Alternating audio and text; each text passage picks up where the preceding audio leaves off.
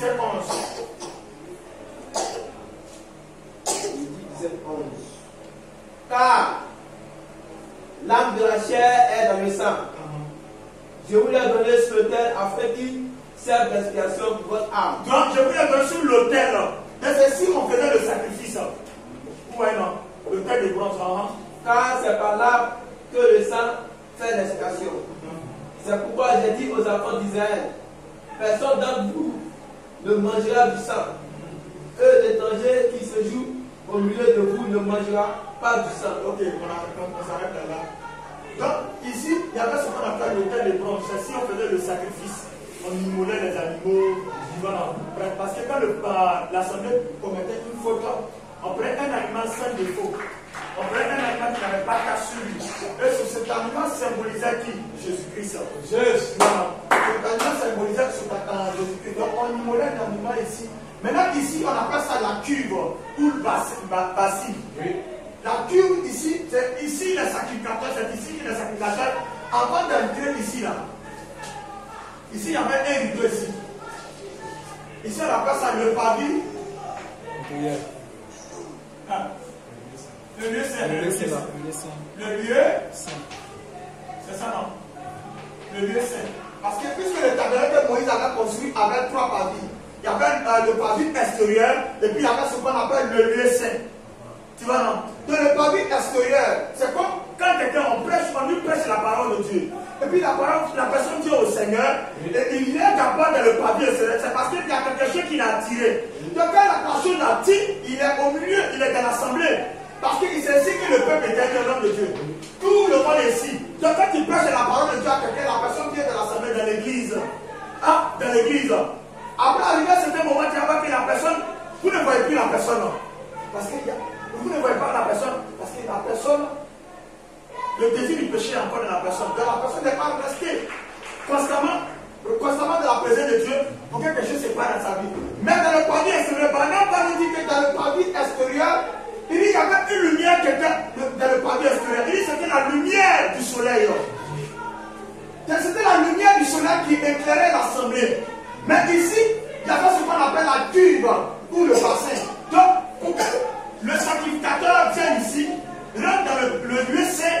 D'abord, il y avait une bassine qui était là. On avait d'abord les mains et les pieds. Tu vois, non? Donc, ça pour vous dire que quelqu'un qui doit rentrer dans la présence de Dieu doit avoir le cœur quoi? Pur. Sa vie doit être quoi? Donc, tu ne peux pas rentrer dans la présence de Dieu ayant encore le même désir du monde en toi. Donc, ici, quand tu passes la parole de Dieu, c'est normal que quand tu viens ici pour un premier temps, tu commets les mêmes erreurs, les mêmes fautes. Mais arrivé à certain moment, quand tu es ici, là, quand tu viens de rentrer maintenant dans le lieu saint, il doit avoir ce qu'on appelle une transformation. Il doit avoir ce qu'on appelle une métamorphose. La parole t'a attiré si tu as pris ton baptême ici. Tu n'es pas un statut, tu ne dois pas rester ici. Alors pour entrer ici, le sacrificateur, parce que c'est un qui était habilité d'entrer dans le lieu saint. Donc quand il est dans le lieu saint, la Bible dit qu'il y a un chandelier qui est ici. Oh, mais les non. 1, 2, 3, 4, 5, 6, 7. Bon, excusez-moi, mais c'est pas les idées. Il y avait ce qu'on appelle le chandelier. Oui. Et puis après le chandelier, il y a les pains de proposition. Il y a les pains ici. Le chandelier. Et par exemple, on nous dit que dans le lieu saint là, c'était la lumière du chandelier. La lumière du chandelier qui priait dans le lieu saint. C'était la lumière du chandelier qui priait dans le lieu saint. Mais ici, c'était la lumière naturelle, la lumière du soleil qui brillait. Mais ici, c'était la lumière du chandelier qui brillait ici. Est-ce que vous comprenez? Maintenant, après, il y a ce qu'on appelle les pains de proposition. Mais les pains de proposition, vous allez constater que les pains de proposition, le thème de mon message, je suis en train de parler de la manne cachée. Où se trouve cette manne qui est cachée? La manne, il ne voyait pas la manne ici. Dans le papier, il ne voyait pas la manne. Dans le papier, on ne voit pas la manne. Dans le lieu saint, on ne voit pas la manne. Dans le lieu saint, quand il entre d'abord, il y a ce qu'on appelle le chandelier. Après, il y a ce qu'on appelle les pains de proposition.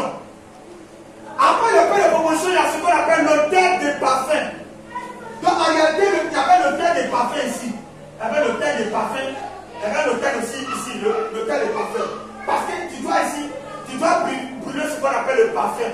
Parce que celui qui doit rentrer aussi, dans le, ici encore, c'était le Saint des Saints. Le Saint des Saints. Le Saint des Saints.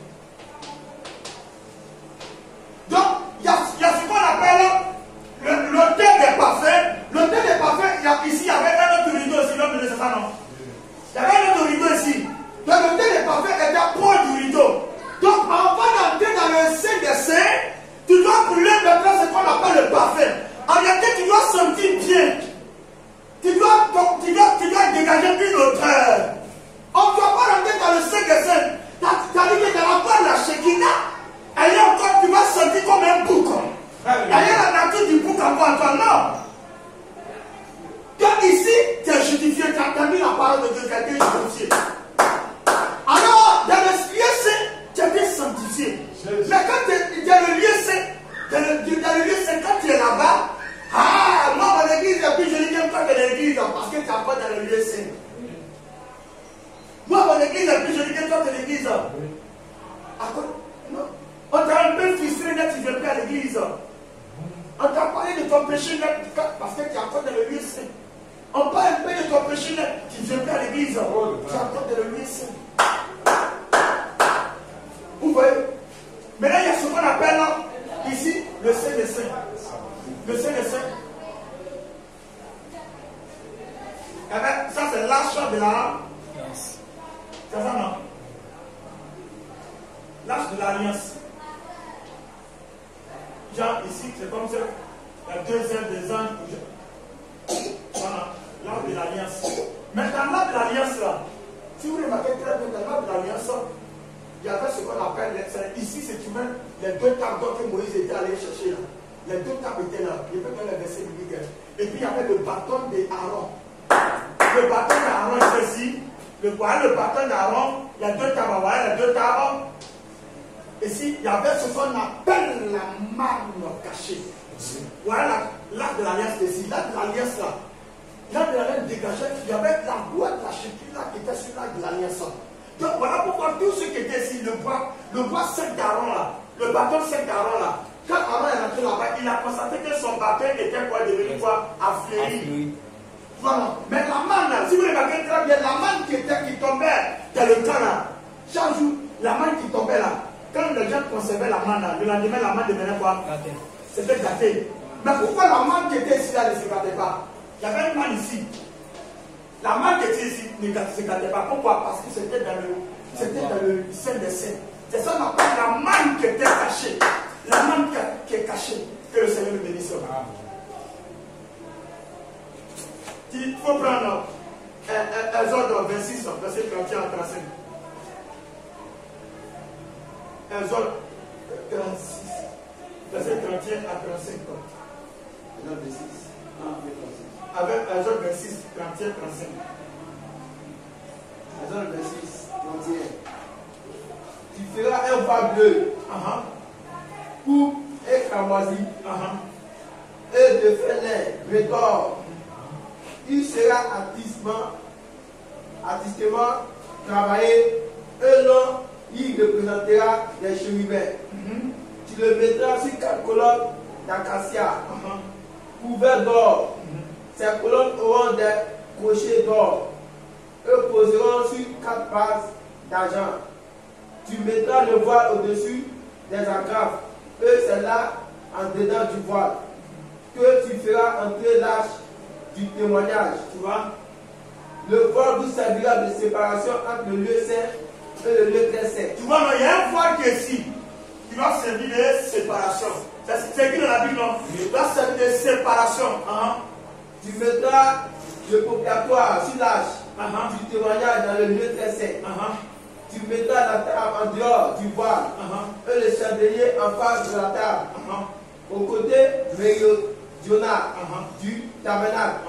Et tu mettras la table au côté septentrional.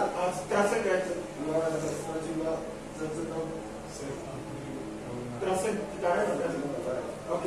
Que le Seigneur nous dise. Il faut prendre encore Exode 16, verset 2 à 8.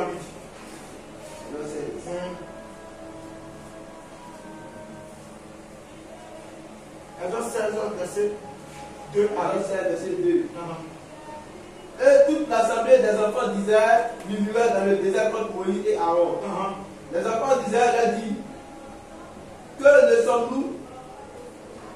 sommes-nous morts par la main de l'Éternel dans le pays d'Égypte, quand nous étions aussi assis près de pots de viande, quand nous mangeons du pain à satiété. En Égypte, ils sont en train de parler de leur vie qui menait en Égypte. Là-bas, on mangeait du pain. Car vous nous avez menés dans ce désert. Vous nous avez menés dans ce désert. Pour mourir de faim. De faim, Toute cette multitude. L'Éternel dit à Moïse. Voilà. Voici, je ferai pleuvoir pour vous du pain. Voilà. Du haut des cieux. Le peuple sortira et en ramassera jour par jour la quantité nécessaire afin que le net à l'épreuve et que je vois s'il marchera ou non selon l'endroit.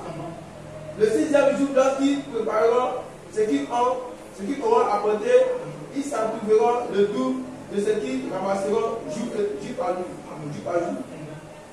Moïse et Aaron dit à tous les enfants d'Israël, ce soir vous comprendrez que c'est l'Éternel qui vous a fait sortir du pays d'Égypte. Et au matin, vous verrez la gloire de l'Éternel parce qu'il a attendu vos murmures contre l'Éternel. Car que sommes-nous pour que vous murmurez contre nous? Moïse dit, l'Éternel vous donnera ce soir de la viande à manger et au matin du pain à satiété. Parce que l'Éternel a attendu les murmures que vous avez proférés contre lui. Car que sommes-nous? Ce n'est pas contre nous que sont vos murmures, c'est contre l'Éternel. Moïse dit à Aaron, dit à toute l'assemblée des enfants d'Israël, approchez-vous devant l'Éternel car il a attendu vos murmures. Il faut prendre Exode 25. Exode 25, verset 10. Exode 25. Exode 25, verset 10. Je lis la parole du Seigneur.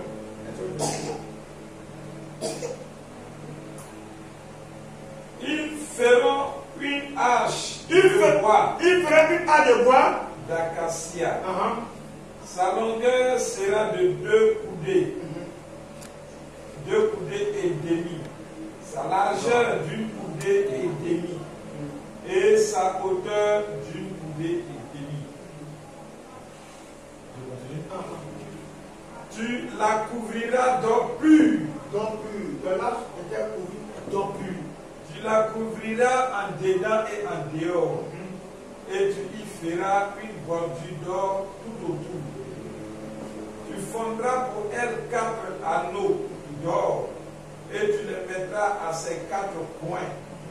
2 anneaux d'un côté et 2 anneaux de l'autre côté. Tu feras des barres de bois d'acacia et tu les couvriras d'or pur. Tu passeras les barres dans les anneaux sur les côtés de l'arche. Je te bénisse. Vous voyez, non? Nous sommes en train de voir un peu. On a vu que là, en réalité,